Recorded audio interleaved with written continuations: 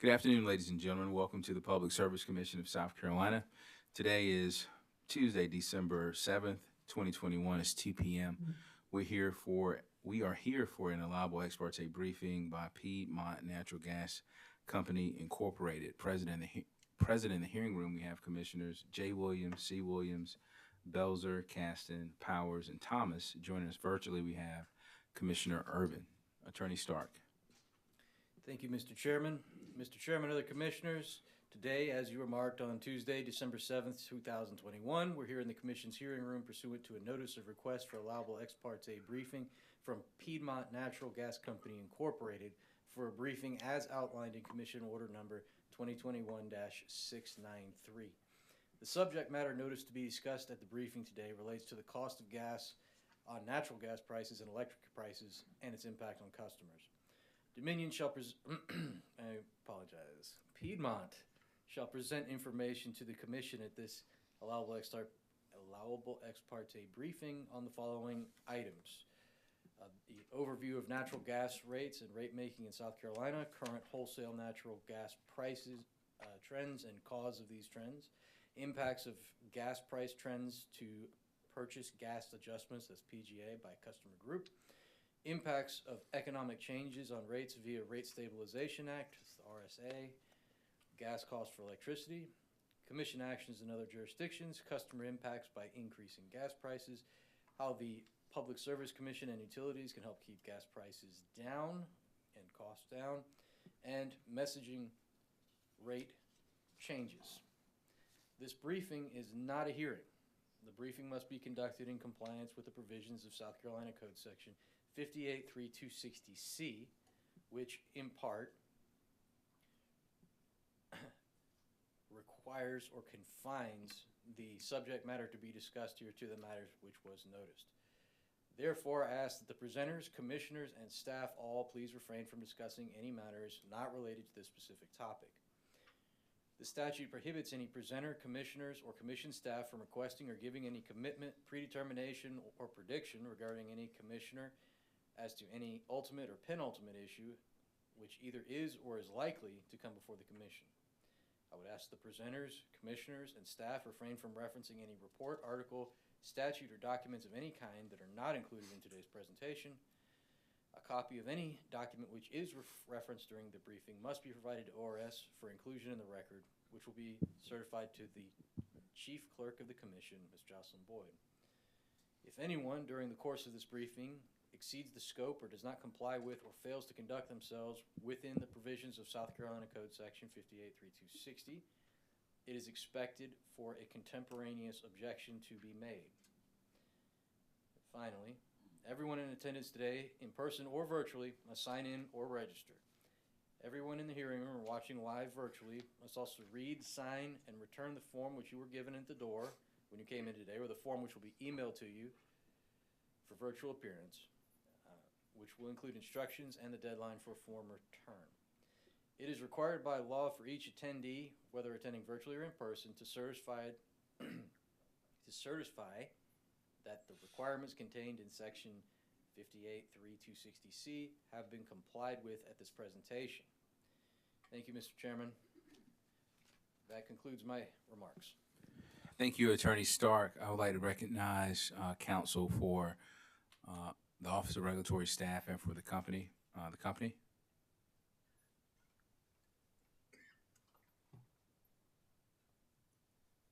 Thank you, Commissioner, Vice Commissioner, members of the Commission. My name is Jason Richardson. I'm here representing Piedmont Natural Gas today, and we appreciate the opportunity to come here and educate the Commission. Today, presenting on behalf of the company is Mr. Bruce Barkley. He's the Vice President of Rates and Natural Gas Supply. Ms. Pia Powers, she's the Managing Director of Gas Rates and Regulatory, and Ms. Sarah Stabley, who is the Managing Director, Gas Supply Optimization and Pipeline Services. I will now turn it over to Mr. Barkley. Before you begin, Mr. Bartley, Office of Regulatory Staff. Thank you, Attorney Richardson. Good afternoon, Chairman Williams, Vice Chair Belzer, and Commissioner. My name is Donna Rainey, Counsel for Office of Regulatory Staff, and today I'll be serving as the designee for the Executive Director of ORS. All right, thank you, Attorney Rainey.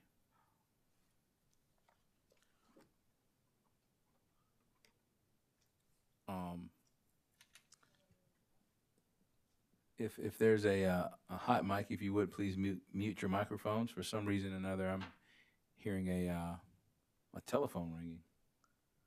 All right, it stopped. Mr. Barkley. Good afternoon, Chairman Williams, Vice Chair Belser, members of the commission. I'll echo what Mr. Richardson said. We do appreciate the opportunity to come down and speak with you all, the invitation you extended us today to come and appear before the South Carolina Commission. I am joined on my right by Pia Powers, who will be handling rates matters, and by Sarah Stabley on my left, who will be addressing gas supply matters. I'll just cover a couple of brief things up front and then turn it over to Pia shortly. So the topics, Mr. Stark read the topics that you're very familiar with, the reason that we're here today. So we have those listed, and we will do our very best to stick to these topics and move forward. Briefly about Piedmont Natural Gas, we have a long history in the state of South Carolina. Piedmont was actually formed in South Carolina, and we've been providing service here since natural gas came to this part of the country in the 1950s. We have about 155,000 customers located principally along that I-85 corridor that includes Anderson, Greenville, Spartanburg, and Cherokee counties. We have about $200 million in annual revenues, and our rate base here in the state of South Carolina is approximately $480 million. We have about 4,000 miles of natural gas pipe in the state. So with that intro to Piedmont and our team here, I will hand it over to Pia Powers to discuss some rates and regulatory matters.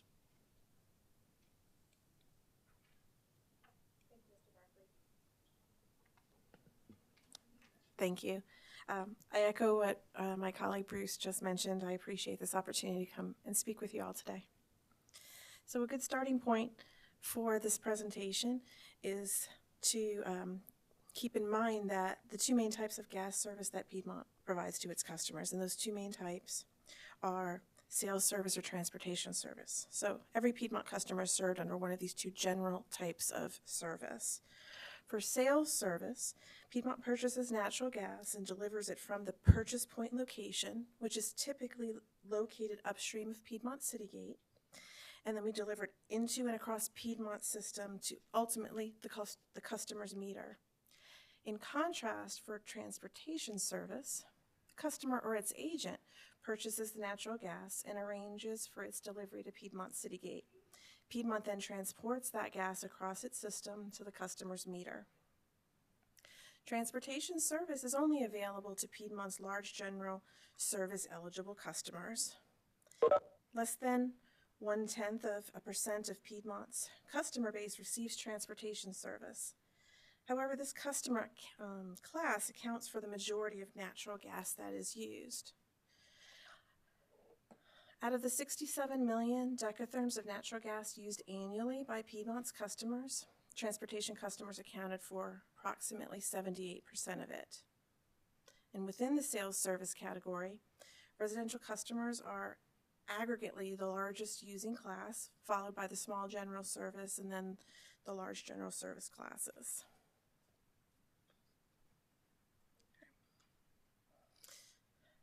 The components of Piedmont's rates differ between sales and transportation service in one significant regard, and that is the commodity cost of gas. Piedmont's transportation customers presumably are incurring charges for the commodity cost of gas that they use. Those charges would be billed to transportation customers by a third party, not by Piedmont Natural Gas, given the nature that is a transportation service. The other two main rate components are the demand cost of gas and the component for Piedmont's cost of service. The latter rate component is commonly referred to as Piedmont's margin rates. So the cost of gas, whether commodity or demand, is a pass-through cost. Piedmont incurs these costs and they are passed through to customers on a dollar-for-dollar basis pursuant to commission orders and the Gas Cost Recovery Mechanism, GCRM for short, which is part of Piedmont's approved South Carolina tariff. The rate components for Piedmont's cost of service, that is established in a general rate case or in the RSA proceeding.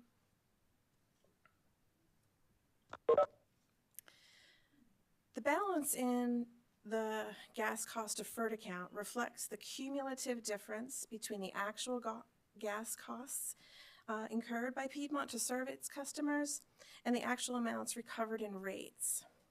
Each month, and sometimes more frequently than that, Piedmont reviews its gas cost deferred account balances and projects that current balance out several months based on several factors, most notably the prevailing NYMEX future settlement prices. It is through that lens that Piedmont evaluates the potential impact of the projected deferred account balance of modifying versus not modifying the commodity cost of gas component of its rates.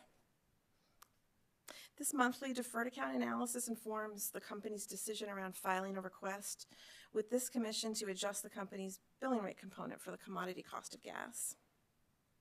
The demand cost of gas rate component is changed annually to align with the current annual cost level. This rate update has taken effect each November 1st for Piedmont for several years now. And regarding Piedmont's base margin rates, to date there have been 17 annual rate adjustments under the RSA mechanism since Piedmont began operating under it in 2005. I cover this in a bit more detail later in the presentation, but for now I'll close on this slide by sharing that Piedmont's last general rate case before this commission was in 2005, and its next general rate case will be filed on or before April 1st, 2022. And that timing is pursuant to the terms of the approved settlement agreement in docket number 2019-7-G. I'm going to turn it to my colleague Sarah right now.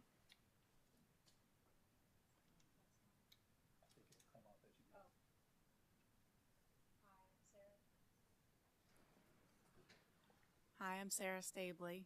Can you hear me okay? No. Is that better? Okay, very good. Thank you. So for this first slide here, I wanted to show the Henry Hub natural gas prices, the historical settlement prices. So this is the price history of natural gas. And it's a little bit hard to see on the screen, but it starts in December of 2018 and goes through December of 2021. In December of 18, it was a high of about $4.75, and from there it trickled down to about $1.50 in July of 20, and from there it trickled up to a high of about $6.25 in November of 21. On the next slide, I will review some of the reasons for the recent supply run-up. The first of which is Hurricane Ida in August of 2021. Hurricane Ida came up through the Gulf of Mexico and knocked off significant amounts of production in the Gulf of Mexico and caused gas prices to start increasing. Number two is increased European and Asian market demand for LNG. The European natural gas benchmark and the Japan-Korea marker hit an all-time high in October of 2021. International prices have come off since then. However, they remain several times higher than the U.S. natural gas prices. Number three is concern over a colder than normal winter. In my opinion, people are still a little bit skittish about the price blowouts from Winter Storm Uri back in February of 21, which caused rolling blackouts in Texas. Currently, NOAA is forecasting for a warmer than normal winter for much of the U.S. However, even with an overall warmer than normal winter, there can still be price spikes if we get an Arctic blast or a polar vortex that comes through and affects the natural gas production and or market areas. Number 4 is low storage levels and tight natural gas supplies worldwide. Gas supplies worldwide have been and are forecasted to remain tight. In the U.S., storage levels have been consistently below the 5-year average since around June of 21. Recently, prices have come down as the U.S. storage levels have approached the 5-year average. The U.S. storage deficit during the summer has been steadily decreasing, and storage levels are much closer to the 5-year average now. With U.S. storage levels very close to the 5-year average, the U.S. has sufficient storage for this coming winter. However, international supplies remain tight, especially in Asia and Europe. Number 5 is flat production levels. Historically, anytime there was an upward pressure on prices, producers have responded by increasing production. However, with the recent increase in pricing, my understanding is that producers have kept their production levels relatively flat, choosing to boost shareholder returns rather than increase their CapEx programs. Industry analysts show the natural gas futures market is overpriced relative to market fundamentals, and thus the forecast is that current high prices will be temporary unless the weather is significantly colder than normal this winter. And last is a strong domestic demand. Domestic demand started increasing back in 2020 and has held strong. So with the lack of additional production coming online, prices have continued to rise. On this next slide here, you will see a chart of the natural gas futures prices from January of 22 through December of 24. In a previous slide, we saw a steady climb up to November of 21, then a decline in prices, which continued on this slide to go down through the winter. We could still see natural gas prices hit a temporary high if weather comes in colder than normal, and as stated before, NOAA is forecasting for a warmer than normal winter and for prices to continue to decline over the next number of years, as you can see on the on the future settlements. So how does Piedmont, now I'll turn it back over to Pia. Thank you, Sarah.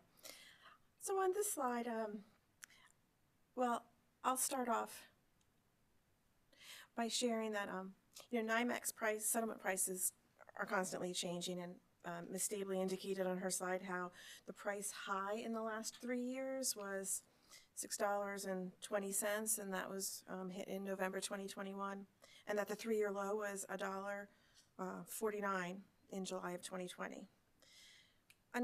As indicated on my slide here, Piedmont made 7 changes to its commodity cost of gas rate over this same period. The changes to Piedmont's commodity cost gas rates are much less frequent than the prices changing in the market. So Piedmont targets keeping its gas cost deferred account balanced within a reasonable target range near to neutral, meaning that the balance is, we seek to have it neither be significantly under or over collected. And doing so typically does not necessitate adjusting the commodity cost of gas rate to chase every high and low for the NYMEX settlement price. Rather, Piedmont takes a more deliberate, less volatile rates adjustment approach to keeping the gas cost deferred account balance within reason. Note that on this slide, you'll see that between January 2020 and July 2021, we kept our commodity cost of gas rate stable at $2 per decatherm. Only in recent months was an increase to that commodity cost of gas rate warranted, and the current commodity cost of gas rate, which took effect in October of this year, as approved by this commission, is $4.50 per decatherm. So combined, what you're seeing on this slide is a $2.50 per decatherm increase to the customer's rate in order to properly recover these pass-through gas costs. Now, recall earlier that I shared with you that the sales service represents about 22% of the current annual load for the company of 67 million decatherms. So 22% of 67 million decatherms is just shy of 15 million decatherms. I think I did the math before, 14.74 million decatherms. So when you pair that sales usage annually, 14.7 million decatherms, and you pair it with a $2.50 per decatherm commodity cost of gas rate increase, that total impact amounts to approximately $37 million. So on the next slide now, we're going to turn and look at that impact by customer group. So natural gas usage varies by customer. Nevertheless, we can represent that the average Piedmont residential customer in South Carolina uses at this time approximately 57 decatherms of natural gas a year. So under present rates, but with the exception of modifying the commodity cost gas rate component back to the $2 per decatherm, the average residential customer's annual Piedmont bill was about $620. Now, when you look at that same annual usage, pairing it with the full present rates that include the $4.50 per decatherm commodity rate, the annual bill is $763. So that's an increase of $143 a year, or 23% for the average residential customer. That same comparison of an average small general service customer yields a difference of $784 annually, or a 29% increase. Now, there really isn't an average or typical large general service customer. From a usage profile perspective, this is a relatively diverse customer class. The minimum daily usage to be eligible for large general service is 50 decatherms a day. The example on my chart here shows a bill comparison using 70 decatherms a day. And that's what amounts to annual usage of 25,550 decatherms. This is a pretty relevant and fair usage level to model here. So under that usage profile, the large general service customer would consume, as I indicated, 25,550 decatherms a year.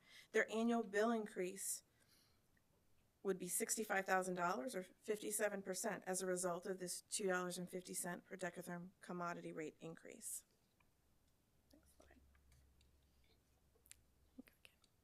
All right, now let's turn to the RSA, and we're going to which focuses on the impact from the change in Piedmont's cost of service rather than the impact from the pass-through gas costs. The impact of the RSA has varied each of the years during the 17-year run that Piedmont has had under this mechanism. There have been rate increases arising from the adjustments to the margin revenue, and in some years there have been rate decreases. The year-over-year change in Piedmont's base rate, the most significant driver of that change, the year-over change in Piedmont's rate base has been the most significant driver of those margin changes that come out of the RSA proceeding that occurred in most years. Piedmont's rate base increased 146% over this 17-year period, and that most notably occurred in the period of time after 2012. Let's stay on there a second. So the investments that we made, what you're seeing in that rate-based trend, I mean, the company needed to provide, they supported the company's continued provision of safe and reliable natural gas service to our South Carolina customers in this record growth period. As you can see, our customer count grew significantly there, and that's largely from customer additions and growth in this state. So the impact of the RSA to our customers is gradual. And note that at the bottom of the table on this slide, that the cumulative impact of the operation of the RSA over these 17 years is an increase of $21.3 million. So again, 17 years amounted to a $21.3 million increase in rates. And this is significantly less than the increase we discussed a slide or two back, where there was a $37 million increase in the 4-month period from July 2021 to October 21, related to customers having to bear that $2.50 per decatherm increase in the pass-through commodity gas costs. Go to the next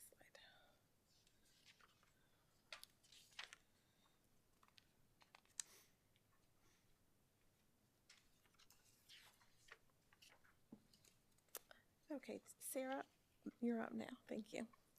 Okay, so what does Piedmont do to mitigate price impacts? Utilizes storage to minimize daily supply purchases when prices spike. One of the tools in Piedmont's toolbox is to utilize storage when possible based on system operation needs to call on supplies from storages in lieu of calling on and purchasing high-priced natural gas supplies. The second is that on any given day that is not a design day, in other words, when we are not hitting our highest forecasted demand for our system, Piedmont has unused transportation, which Piedmont seeks to call on the lowest cost delivered supplies first. Third, Piedmont retains the contractual right to call on daily gas supplies at a first-of-the-month index or at a daily index price. All of our winter supplies are contracted ahead of time at a first-of-the-month or monthly index or at a daily index. Fourth, Piedmont maintains a diverse supply and capacity portfolio. We have the ability to call on offshore supplies from the Gulf of Mexico and onshore supplies from the Southeast, Northeast, and Mid-Continent. By having a diverse supply and capacity portfolio, Piedmont is able to take advantage of lower price supplies on a daily basis as it calls on supplies economically. Lastly, Piedmont has its approved hedging plan, which allows Piedmont to hedge up to 45% of our customers' normalized sales volumes utilizing NYMEX call options for up to 12 months out. This hedging plan allows Piedmont to procure what it deems as a low-cost insurance policy against temporary price fly-ups. I'm going to speak on this slide to how Piedmont mitigates. Thank you. I'm going to speak on this slide to how Piedmont mitigates the price impact through other means. Well, firstly, it's the operation of the gas cost recovery mechanism. So the timing of our commodity cost rate request has ultimately a smoothing effect to customers and avoids unnecessary volatility in customer rates. Also, that GCRM mechanism is not prescriptive, absolutely requiring a rate change with at specific intervals. Rather, it's formulaic, where we can look at its effect and propose it when we believe it's warranted, and to the degree that the Commission accepts that justification in our filing. So the operation of the gas cost recovery mechanism is one significant mitigant to price impacts to customers. Another, on the next slide, would be Piedmont's control of operation and maintenance expenses. So operation and maintenance expenses ultimately is one influencing factor in our Rate Stabilization Act adjustments, or in a general rate case, to our margin revenues. And Piedmont's O&M expense has been relatively flat since 2016, and that is despite significant upward pressure from inflation as well as customer growth over this period. Another matter is that Piedmont helps its customers access sources of financial assistance for bills. Not only is that good for individual customers, but there's also an effect of that to reducing the company's bad debt expense. Bad debt expense is a portion of our O&M expense. And lastly, as indicated on the slide, Piedmont does offer an equal payment plan billing option for customers. Sometimes other utilities or other states refer to that as budget billing. But that is a means for the customer to be able to not have the higher bills in the winter that they would ordinarily otherwise have. The equal payment plan allows customers to smooth that out over the year with equal payment amounts of their annual bill across the course of the year. Lastly, one of the topics that you asked us to speak to today was also how the Commission mitigates price impacts.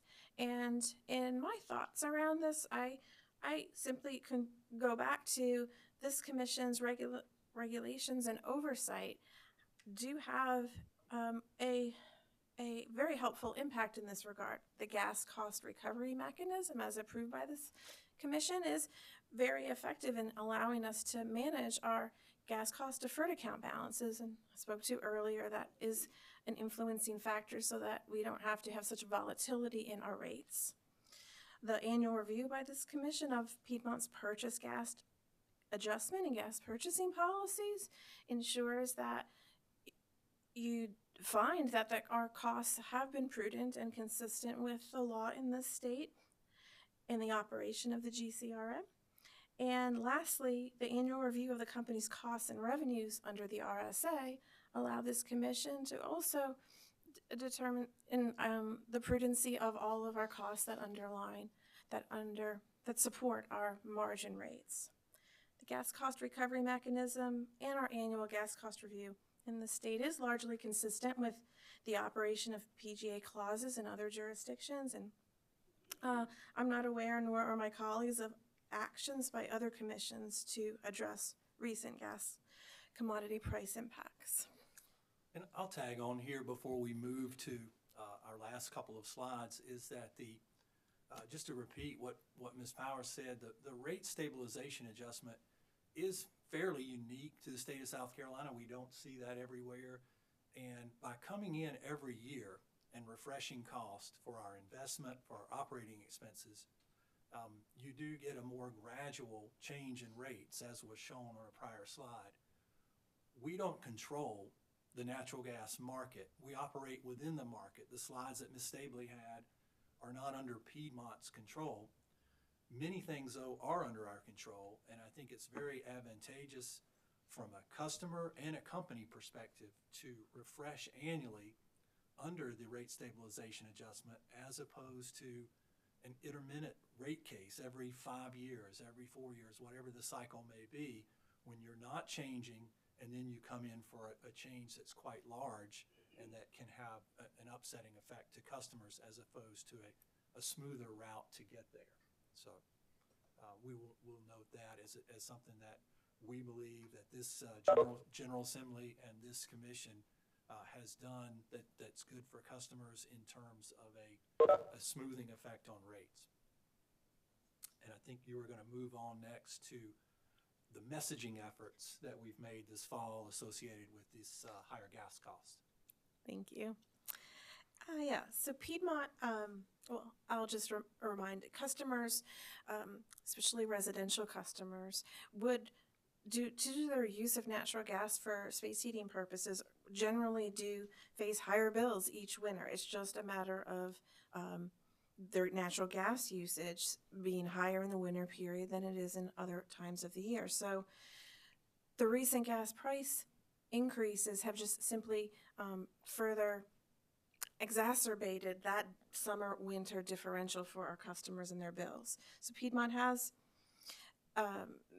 significantly focused on messaging to the customers for this upcoming winter season in order to prepare our customers and help them. The content of that messaging is around what is impacting the customer bill, so an explanation of it, energy saving tips, bill reference, and information that would have our customers be able to access bill assistance programs, as well as encouraging their enrollment into the equal payment plan.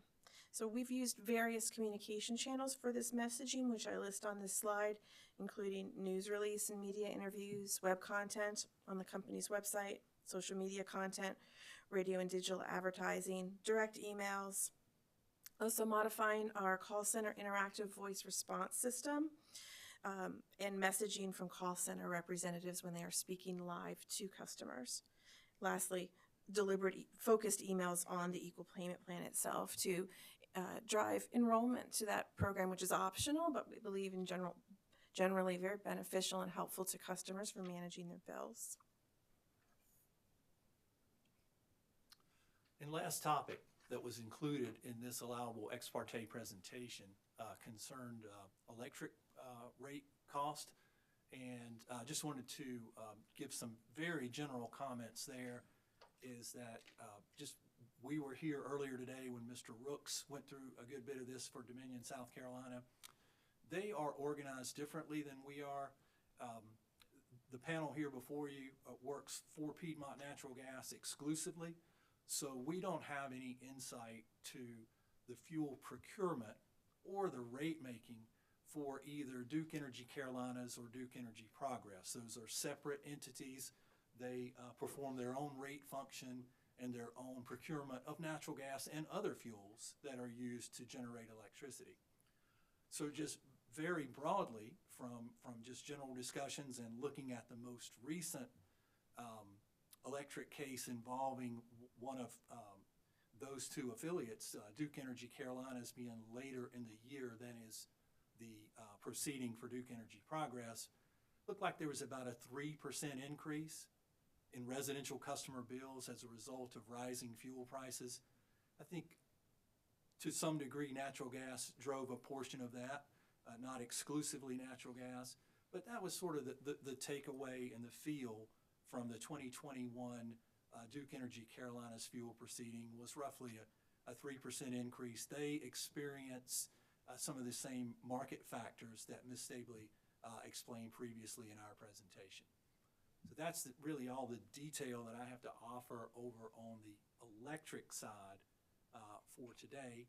I think that brings us to the end of our prepared remarks. Again, thanks for having us down, and we'll certainly take any questions that you all have. Thank you very much for being here, panelists.